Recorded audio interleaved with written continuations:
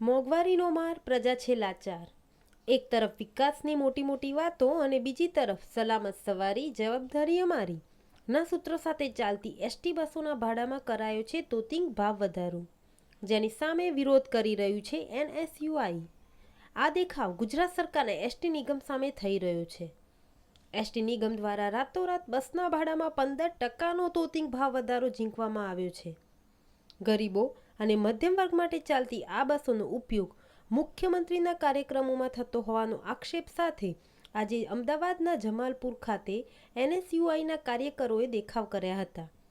કાર્યકરોએ આ ભાવ વધારો ત્વરિત પાછો ખેંચવાની પણ માંગ કરી છે।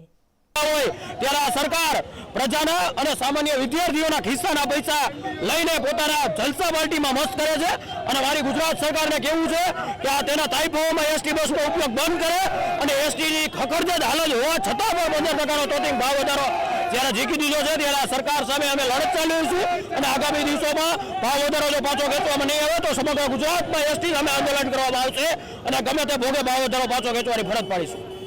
એક બાજુ એસટીની બસો ખખડધજ સ્થિતિમાં છે, દિન પ્રતિદિન ખોટના ખાડામાં જઈ રહી છે, ત્યારે આ ભાવ વધારાની હજુ પણ ખોટનો સામનો એસટીએ કરવો પડશે। એનએસયુઆઈના આ દેખાવોને કારણે રોડ પર ચક્કાજામના દ્રશ્ય પણ જોવા મળ્યા હતા। કેમેરામેન મિત ભટ્ટ સાથે મિહિર દુધરેજિયા, ન્યૂઝ ઓનલાઇન, અમદાવાદ।